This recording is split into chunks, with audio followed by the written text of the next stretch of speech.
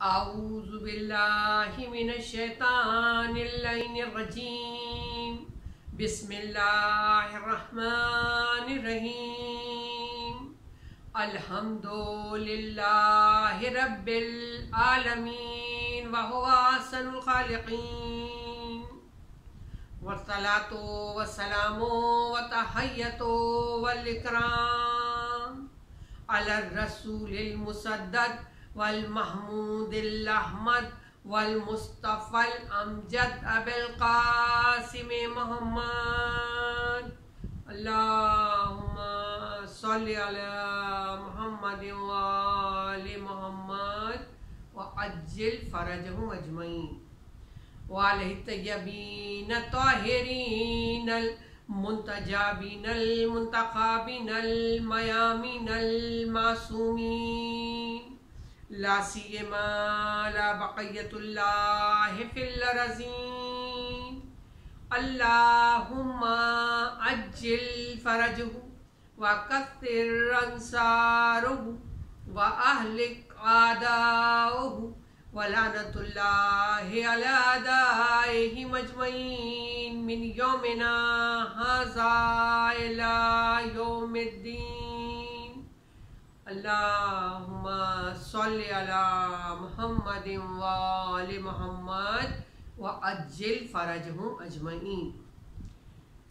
कलाम बलागत निज़ाम के सूरह बकरा जो कि दूसरा सूरा है, उसकी आयत नंबर 197 में ऐलान परवरदिगार हो रहा है व तज़व्वदू फ़इन्ना खैरज़्ज़ाति तक़वा व तक़ूनी या उलिल अलबाब के सामान सफ़र तैयार करो और बेहतरीन सामान तक़वा है, और ए साहिबान अक़ल मुझसे डरते रहना और तक़वा इख्तियार किए रहना। इस साय मुबारका की रोशनी में इस अशर मुहर्रमुल हराम के लिए हमारा उन्वान पैगामात दर्सगाह हुसैनी है। हम अपनी मुख्तलिफ मंजिलें तय करते हुए आज एक नई मंजिल में दाखिल हो रहे हैं। सूरह तहरीम में परवरदिगार आलम इरशाद फरमा रहा है, या अय्युहल्लज़ीना आमनू क़ू अनफुसकुम व अहलीकुम नारा, कि ए साहिबान ईमान, ए वो लोग जो ईमान लाए, बचाओ अपने आप को और अपने अहलो अयाल को यानी औलाद को जहन्नम की आग से। इस हवाले से कुछ गुजारिशात कल आपकी खिदमत में पेश की गई थी। आज हम आगे की मंजिल में दाखिल हो रहे हैं।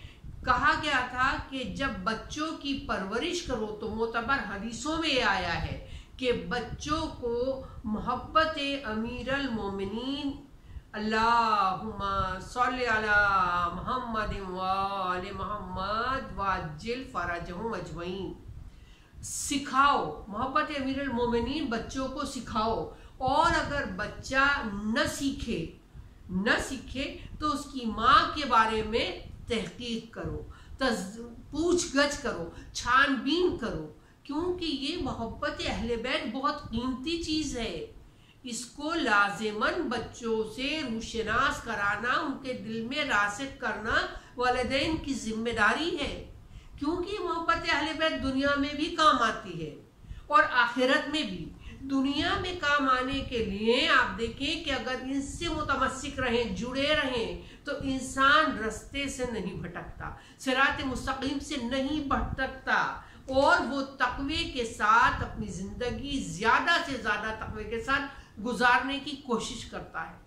और जब इस दुनिया से चले जाए तो ये मोहब्बत अहले बैत, जबकि उस दुनिया में कोई मददगार नहीं होगा मगर हाँ ये मोहब्बत अहले बैत। पांचवें इमाम मोहम्मद बाक़िर अलैहिस्सलाम, अल्लाहुम्मा सल्लि अला मुहम्मद व आलि मुहम्मद, आप इरशाद फरमाते हैं कि पैगंबर इस्लाम ने इरशाद फरमाया, उनका मफ़हूम है कि मेरी और मेरे अहले बैत की मोहब्बत बयान करें किस किस जगह काम आएगी मरने के बाद। देखिए, सबसे पहली मंजिल है मंजिल जाकुन, यानी जब कि इंसान इस दुनिया से उस दुनिया में जा रहा होता है, ये मुश्किल मंजिल है। कहा यहाँ मोहब्बत अहले बैत काम आएगी। दूसरी मंजिल जो इससे ज्यादा सख्त है आलम जाकुनी से, वो मंजिल कब्र है, जहां कोई मददगार नहीं है, वहां मोहब्बत अहले बैत मददगार है। फिर कहा जिस वक्त नश्र होगा उस वक्त ये मोहब्बत काम आएगी। उसके बाद जबकि नामे आमाल तकसीम किए जाएंगे, कहते हैं मासूम मोहब्बत अहले बैत काम आएगी। फिर जब मंजिल हिसाब होगी, हिसाब किताब हो रहा होगा, कहाँ मोहब्बत अहले बैत वहां काम आएगी। और जब मंजिल मीज़ान होगी, यानी आमाल को तोला जा रहा होगा, उस वक्त मोहब्बत अहले बैत काम आएगी। फिर वो मंजिल के जिसको क्रॉस करना है और फिर जन्नत तक पहुंचने के लिए वहां से गुजरे बगैर कोई चारा ही नहीं है, बहुत मुश्किल मंजिल है। कौन सी मंजिल? पुले सिरात से गुजरना। मासूम कहते हैं ये पुले सिरात पे गुजरते वक्त हमारी मोहब्बत, हमारी अहले बैत की मोहब्बत काम आएगी। तो अब कितनी कीमती शय हो गई मोहब्बत अहले बैत। अब ये मासूमीन की मोहब्बत औलाद में रासिख करना वालिदैन की जिम्मेदारी है। तरबियत औलाद, परवरिश औलाद में इसको शामिल रखा जाए, जो कि एक वाजिब फरीजा है। कल हमारी बात ये हो रही थी कि लोग ये कहते हैं कि आजकल तगय्युरात का ज़माना है, ये कैसे मुमकिन है कि इतना प्रेशर है मीडिया का और मॉडर्न टेक्नोलॉजीज आ गई हैं और ज़माना बदल गया है। अब इस ज़माने में औलाद की तरबियत बहुत बड़ा मसला है। हमें लगता है कि तकरीबन हमारे लिए मुश्किल हो रहा है। देखिए कुछ मिसालें आपके सामने कल मैंने अर्ज की थी, आज मैं बात को आगे बढ़ा रही हूँ। आज मैं कुरान का रेफरेंस दे रही हूँ, कुरान का रेफरेंस दे, सूरे मरियम। देखिए सूरह मरियम में परवरदिगार आलम ने नाम लेकर एक नबी को मुखातिब किया। कौन सा नबी? जो कि अपने लिए औलाद की दुआ मांग रहे थे। क्या कहा कुरान में? या ज़करिया, उनकी आवाज या ज़करिया, हमने तुम्हारी दुआ कबूल कर ली, तुम्हारी दुआ कबूल कर ली और तुम्हें बशारत देते हैं उस बेटे की जिसका नाम यहया है। अब जब ये दुआ कबूल होने की बशारत मिली बारगाह परवरदिगार से, तो वो ज़करिया जो खुद परवरदिगार आलम से दस्ते दुआ बुलंद किए हुए थे, मुझे औलाद की नेमत दे, तो खुद हैरान हो गए, परेशान हो गए। दुआ तो मांग रहे, परवरदिगार ने दुआ कबूल कर ली और फर्जंद अता फरमा रहे। क्यों हैरान हो गए? क्यों कि तफासीर ने लिखा कि इस वक्त जनाब ज़करिया की उम्र 100 बरस और उनकी ज़ौजे मोहतरमा की उम्र 88 ईयर्स थी, और इसके साथ साथ वो बांझ थी, यानी औलाद पैदा करने की सलाहियत नहीं रखती थी। इन तमाम चीज़ों को देखते हुए कि मेरी इतनी ज़ईफ़ी, मेरी बीवी ज़ईफ़, फिर वो औलाद पैदा करने की सलाहियत नहीं रखती और परवरदिगार आलम बशारत दे रहा है बेटे की, हैरान हो गए ज़करिया, परेशान हो गए। यूँ तो देखिए परवरदिगार आलम की कुदरत को जा बजा कुरान बयान करता है, लेकिन खुसूसन औलाद के रेफरेंस से यहाँ परवरदिगार आलम की कुदरत को बयान किया गया। इन्नल्लाह अला कुल्ली शैइन कदीर। अगर ये मसला आज साइंसी एविडेंस पर ले जाए तो साइंस रिजेक्ट कर दे।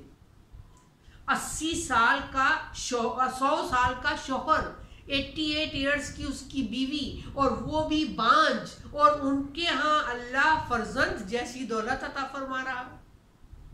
लेकिन परवरदिगार की कुदरत, तो अब सिर्फ ये समझना सब कुछ हम हैं, नहीं, वालिदैन तो एक जरिया है, एक जरिया है।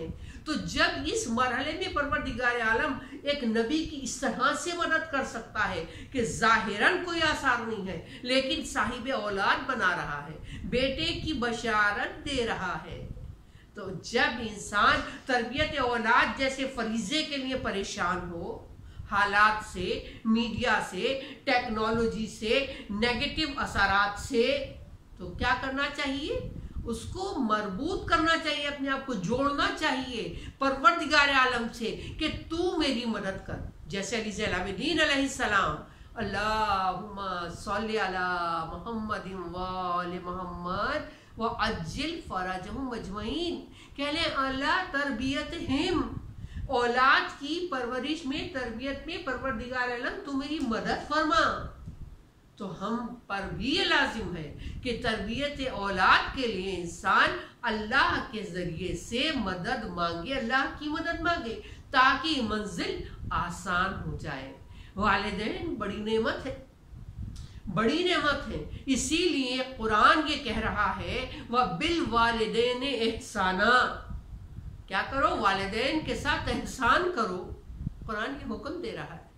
और ये वालिदैन के साथ एहसान ये कोई कम मर्तबे की चीज़ नहीं है। इसका, इस अमल की जजा इंसान को कहाँ से कहाँ पहुँचाती है, एक आम इंसान को कहाँ ले जाती है, अंबिया के बराबर ले जाती है, पड़ोस दिलवाती है। कौन से अंबिया का, जो के उलुल अज़्म है, आइम्मा के साथ जोड़ देती है। आप देखिए कितनी बड़ी शय है। शायद हमारे ज़माने में जहाँ हमारी ज़िंदगी गुजार रहे हैं, बहुत सारे लोग इतने बदनसीब हैं कि नेमत उनको मिली हुई है वालिदैन की, लेकिन वो कुफराने नेमत कर रहे हैं, अपनी मुख्तलिफ परेशानियों के लिए दर बदर ठोकरें खा रहे हैं। कैसे प्रॉब्लम सॉल्व हो जाए। और जो अल्लाह ने घर में नेमत दी है उसे नज़रअंदाज क्या है। देखिए वबिल वालिदैन एहसान, वालिदैन के साथ एहसान करो। नबी मूसा का लक़ब है कलीमुल्लाह। और जब हम ज़ियारत वारिसा पढ़ते हैं तो उसमें एक जुमला ये भी आता है अस्सलामु अलैका या वारिसा मूसा कलीमुल्लाह। जब हम उलुल अज़्म अंबिया के वारिस बताते हैं तो एक जुमले में ये कहते हैं आप पर हमारा सलाम हो, जो जनाब मूसा, जो कलीमुल्लाह जिनका लक़ब है, आप उनके वारिस हैं। उलुल अज़्म अंबिया में से एक है जनाब मूसा अलैहिस्सलाम। जनाब मूसा ये चाहते हैं परवरदिगार से कि उन्हें ये पता चले कि जन्नत में उनका नेबर कौन होगा, उनका पड़ोसी कौन होगा। अब अल्लाह से बात पूछ रहे हैं, चूंकि उलुल अज़्म नबी है, कलीमुल्लाह है, परवरदिगार आलम उनको जवाब से आगाह करता है।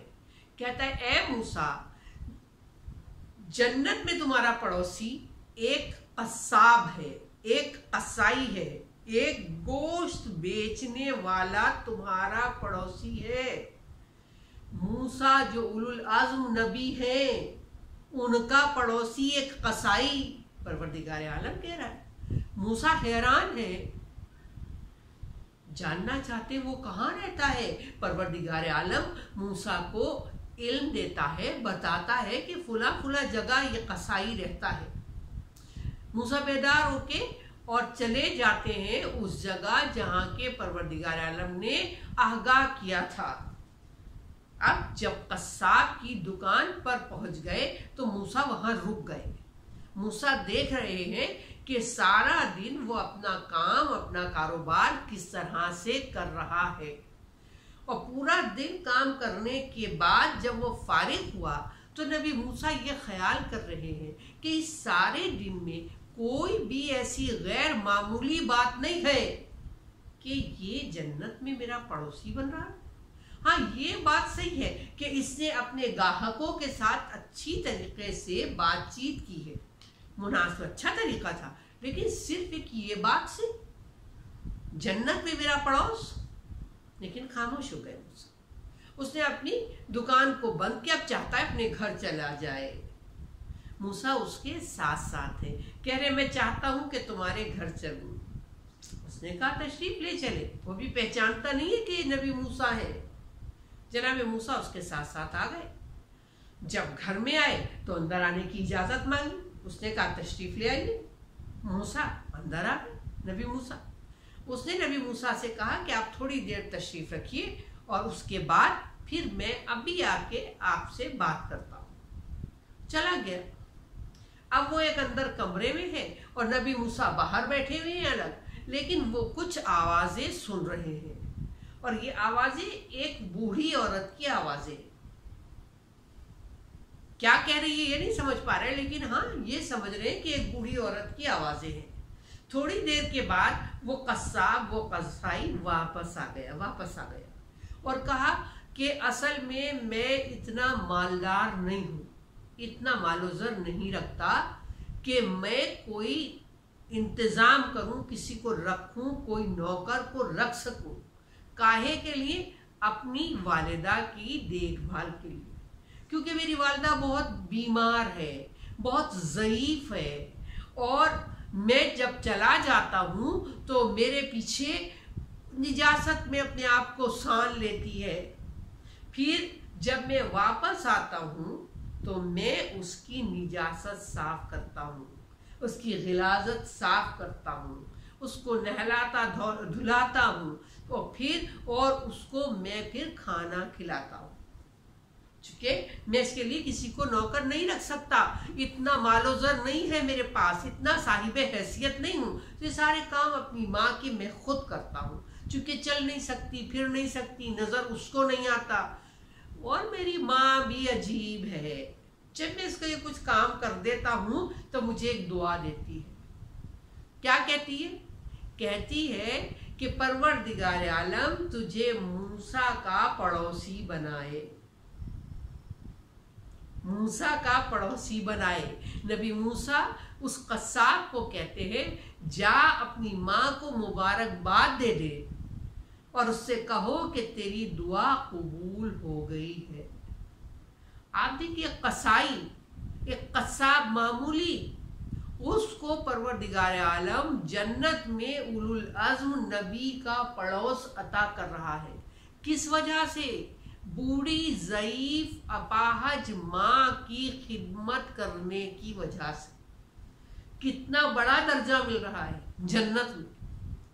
तो वबिल वालिदैन एहसाना जो कहा गया, तो इससे सीखना ये चाहिए, समझना ये चाहिए कि वालिदैन की इताअत, उनकी खिदमत हमें बहुत बुलंदी नसीब कर सकती है। काश कि हम इसको समझ सकें। देखिए, कितने ही लोग हैं जो कि ज़ियारत करबला से मुशर्रफ हो चुके हैं।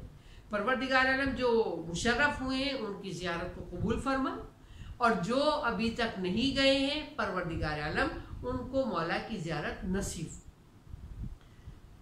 जब जाते हैं हम मौला के हरम में दाखिल होते हैं तो वहाँ पर मौला के हरम में मौला की ज़री बनी हुई इमाम हुसैन अलैहिस्सलाम की, उससे थोड़े ही फासले पर एक और छोटी ज़री बनी हुई है। ये ज़री किसकी है? ये सैयद मोहम्मद इब्राहिम मुजाब की ज़री है। जब ज़ायरीन जाते हैं तो बाकायदा इनकी ज़ियारत वहाँ पढ़ते हैं और 2 रकत नमाज पढ़ते हैं।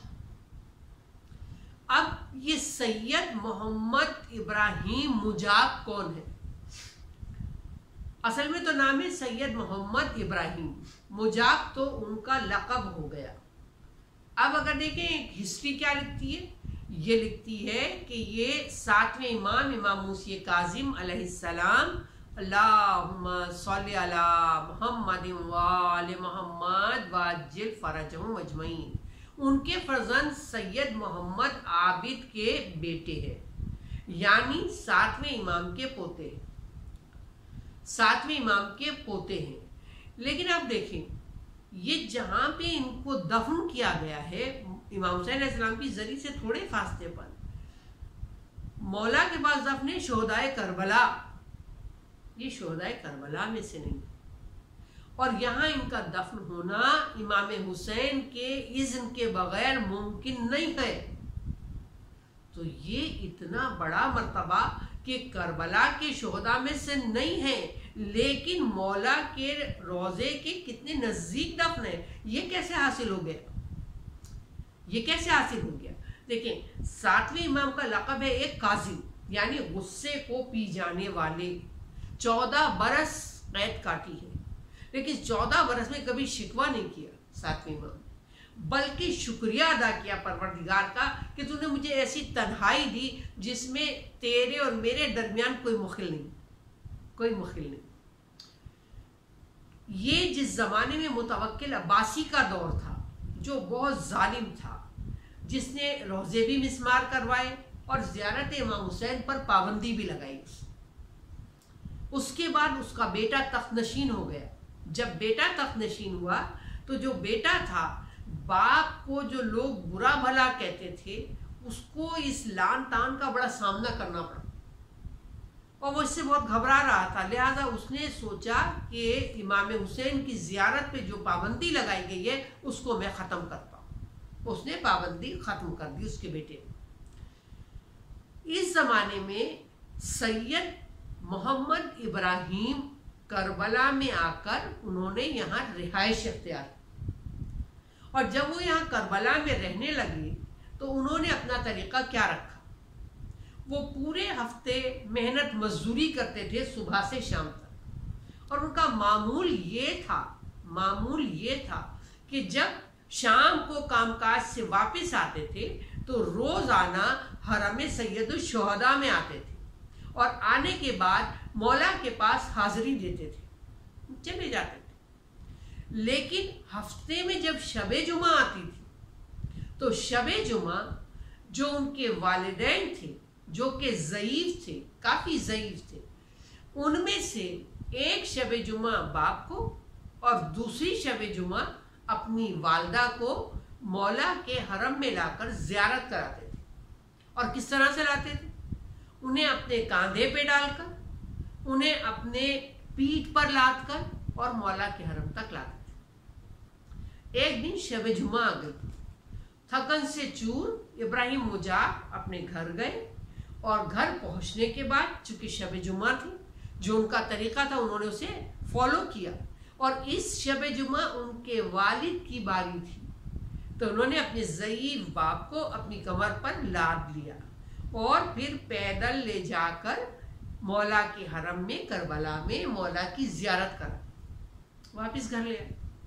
अब जब वापस घर लेकर आए तो अभी उनकी वालदा की बारी तो आइंदा शबे जुमा थी, लेकिन उनकी ज़ईफ माँ ने कहा, बेटा मुझे ये लगता है हो सकता है आइंदा शबे जुमा मैं बाकी न रहूं, मैं इस दुनिया से चले जाऊं, तो मैं चाहती हूँ तुम मुझे इमाम हुसैन अलैहिस्सलाम की ज़ियारत करा।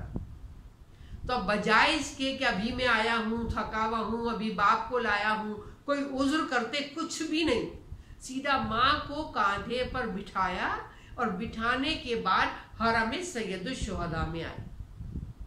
सैयदुल शुहदा के हरम में आके मौला की खिदमत में सलाम किया, अस्सलामु अलैका या अबा अब्दुल्लाह, यह इब्राहिम मुजाब ने सलाम भेजा है। और उधर से कब्र मुताहर से सैयदुल शुहदा की आवाज़ बुलंद हुई, वालेकुम अस्सलाम या सैयद इब्राहिम। जितने लोग मौजूद थे सब ने इमाम हुसैन अलैहिस्सलाम की आवाज़ सुनी जो कि उन्होंने जनाबे इब्राहिम को जवाब दिया था। इस वजह से जिसको सलाम का जवाब आया, इब्राहिम को सलाम का जवाब आया, इसलिए उनका लक़ब पड़ गया इब्राहिम मुजाब, इसलिए उनका लक़ब पड़ा। तो अब सारे लोग शब जुम्मा वैसे ही ज़ियारत पे आते हैं इमाम हुसैन की, लेकिन अब ख़ास इस वजह से और ज़्यादा ज़ायरीन की तादाद बढ़ जाती थी कि अब जब इब्राहिम मुजाब आएंगे और वो मौला को सलाम करेंगे और मौला जब जवाब देंगे इस तरह हम मौला की आवाज़ को सुन सकेंगे। अभी देखिए कितनी कीमती शय है, क्या मर्तबा उन्होंने पाया कि मौला के हरम में उनकी जरी के बिल्कुल नज़दीक दफन है, जो शुहदाए करबला के वक्त में करबला में नहीं थे। इतना बड़ा मर्तबा वालिदैन की इताअत, उनकी खिदमत, इस वजह से उनको मिला।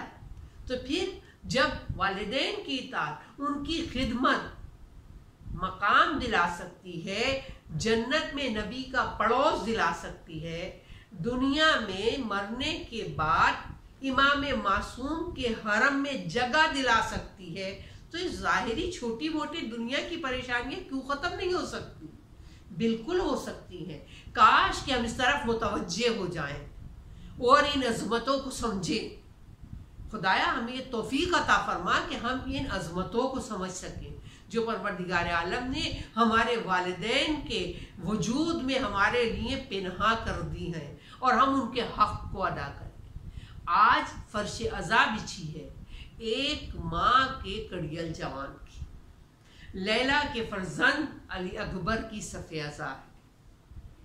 कौन अली अकबर है कि जब इनका हाल लिखा है हमीद इब्ने मुस्लिम ने, तो वो ये लिखता है कि सारे शोहदा जब जा रहे थे और इजाज़त लेके निकलते थे तो उनका अंदाज कुछ और था, लेकिन अली अकबर का अंदाज कुछ और है। कहते जब चले गए हैं खेमे में अली अकबर और वापिस आना चाहते हैं तो एकदम नहीं निकल सके अली अकबर, बल्कि वो कहते मैंने देखा खेमे का पर्दा कई मर्तबा उठा है और कई मर्तबा गिर गया, उठता है और गिरता है, जो ये बता रहा है कि अली अकबर चाहते हैं कि निकलें, लेकिन बीवियां लिपट जाती हैं, रोक लेती हैं, बच्चे अली अकबर के कदमों से लिपट जाते हैं और अली अकबर फिर दोबारा खेमे में रुक जाते। यहाँ तक कि बाहर आ गए अली अकबर। इमाम हुसैन अलैहिस्सलाम से रुखसत हुए और जब मौला ने रुखसत किया तो जुमला कहा बारे इलाहा तू गवाह रहना, अब मैं उस जवान को भेज रहा हूँ जो सूरत में, जो सीरत में, जो गिरफ्तार में मेरे नाना मोहम्मद अरबी की तस्वीर है, शबी है मौला का मफहूम। कहते जब मैं चाहता हूँ अपने नाना की जियारत करूँ तो मैं अली अकबर की सूरत देखता हूँ। जब अली अकबर को तैयार कर दिया, अली अकबर घोड़े पे सवार हुए। अब अली अकबर चाहते हैं कि मख्तल में जाएं, तेजी के साथ अपने घोड़े को दौड़ाते हैं। अभी थोड़ी दूर गए हैं अली अकबर, एक मर्तबा महसूस किया जैसे कोई पीछे दौड़ता हुआ चला आ रहा है। अली अकबर ने घोड़े को रोक दिया, मुड़ गए और मुड़ के पीछे की तरफ देखा। एक मर्तबा देख रहे हैं कि ज़ईफ बाप कमर को थामे हुए दौड़ता चला आ रहा है। अली अकबर कहते हैं अरे बाबा आपने अभी मुझे रुखसत किया है। हुसैन कहते हैं अली अकबर तुम्हारा कोई जवान बेटा नहीं है, अगर जवान बेटा होता तो तुम अंदाजा लगाते ज़ईफ बाप के दिल पर क्या गुजरती है। फिर कहते अली अकबर ऐसा करो जब तक सामना रहे अली अकबर मुड़ मुड़ के देखते चले जाना। अली अकबर आगे बढ़े, रन में आ गए।